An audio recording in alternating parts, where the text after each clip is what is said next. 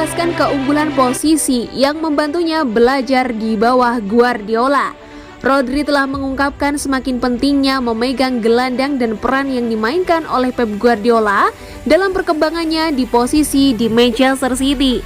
Dengan Fernandinho di masa senja karirnya, Rodri telah memantapkan statusnya sebagai titik fokus di lini tengah bagi juara Premier yang sangat bergantung pada pemain berusia 25 tahun itu sejak kedatangannya ke Manchester. Setelah tampil di bawah asuhan Diego Simeone di bekas klubnya, Rodri telah membawa permainannya ke level yang berbeda dengan belajar di bawah asuhan bos City Pep Guardiola yang dirinya sendiri beroperasi sebagai nomor 6 di masa bermainnya.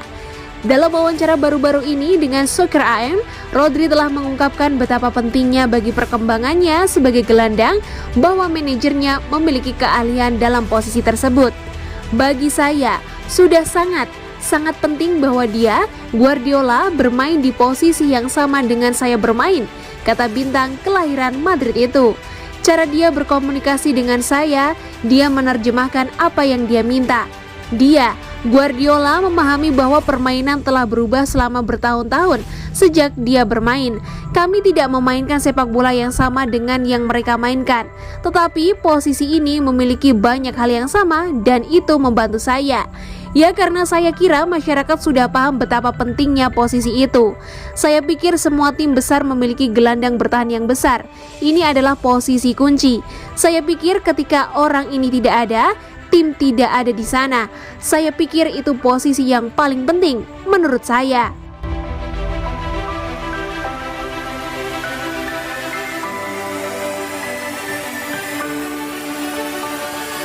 Alexander Zinchenko minta Manchester City move on.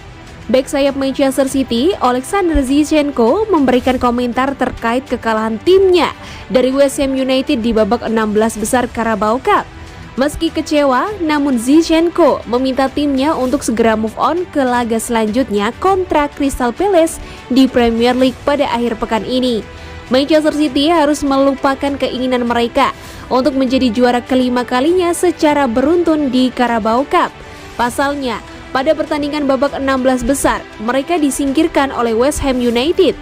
Pada pertandingan yang digelar di London Stadium tersebut, The Citizens dikalahkan secara dramatis melalui drama adu penalti. Sesaat setelah laga usai, Alexander Zinchenko tak menampik bahwa kekalahan tersebut terasa sangat mengecewakan. Namun dirinya meminta Man City untuk segera mengalihkan fokus ke pertandingan kontra Crystal Palace pada akhir pekan ini.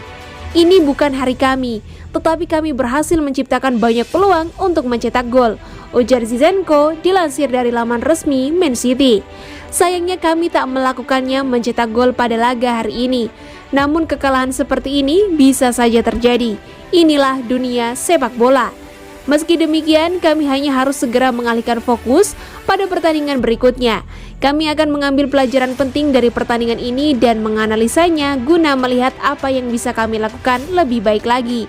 Namun secara keseluruhan, kondisi fisik dan mental para pemain baik-baik saja.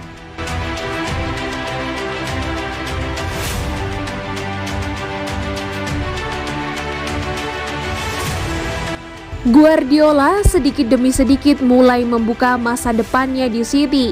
Pep Guardiola telah membuat pengakuan baru tentang masa depannya sebagai bos Manchester City menjelang pertandingan Liga Premier timnya melawan Crystal Palace pada hari Sabtu. The Sky Blues akan berharap untuk kembali ke jalur kemenangan melawan Eagles di Stadion Etihad setelah tersingkir dari Piala Carabao melawan West Ham melalui adu penalti di pertengahan minggu. Bentrokan melawan tim Patrick Vieira akan menjadi pertandingan Liga ke-200 Pep Guardiola sejak kedatangannya ke Manchester pada 2016.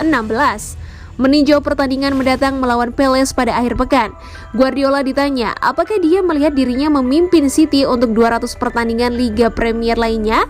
Mantan bos Barcelona itu berkata, "Tidak, saya rasa tidak," saat ia berusaha mengklaim kemenangan yang ke-147 di Liga Papan Atas Inggris melawan tim London yang saat ini duduk di posisi ke-15 di tabel Liga.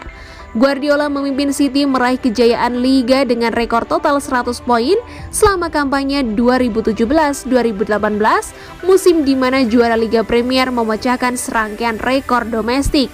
City telah pulih dari awal yang lambat untuk kampanye dengan 8 pertandingan tak terkalahkan di Liga Premier, yang telah membuat mereka melompat ke tempat ketiga dalam tumpukan di belakang Chelsea dan Liverpool. Masih harus dilihat bagaimana masa depan Guardiola dan City.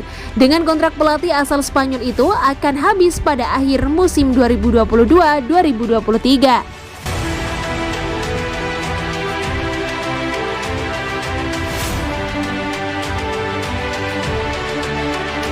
Prediksi Manchester City versus Crystal Palace 30 Oktober 2021. Juara bertahan Manchester City akan meladeni Crystal Palace pada pekan ke-10 Liga Inggris atau Premier League 2021-2022, Sabtu 30 Oktober 2021. Pertandingan di Etihad Stadium ini dijadwalkan kick-off pukul 21 waktu Indonesia Barat. Man City baru saja tersingkir di ajang EFL Cup atau Carabao Cup. Mereka gagal melangkah ke perempat final usai dikalahkan West Ham lewat adu penalti. Namun, pasukan Josep Guardiola pasti bakal lebih serius di Premier League. Lawannya kali ini adalah Palace besutan Patrick Vieira. Bersama ex pemain Arsenal itu, Palace memang baru meraih kemenangan, tapi mereka juga tergolong cukup sulit dikalahkan. Dalam 4 laga terakhirnya, Palace selalu memaksa lawan-lawannya bermain imbang. Itu termasuk 2-2 di markas Arsenal, di mana gol-gol Palace dicetak oleh Christian Benteke dan Odsonne Edouard. Man City tak tersentuh kekalahan di Premier League sejak ditumbangkan Tottenham pada pekan pertama.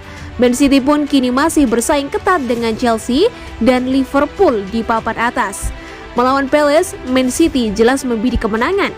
Dengan pemain-pemain seperti Phil Foden hingga Kevin De Bruyne dalam skema ofensifnya, peluang itu diyakini bakal cukup terbuka.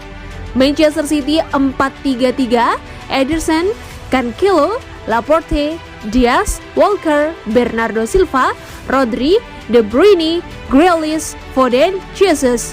Prediksi skor akhir Manchester City 2, Crystal Palace 0.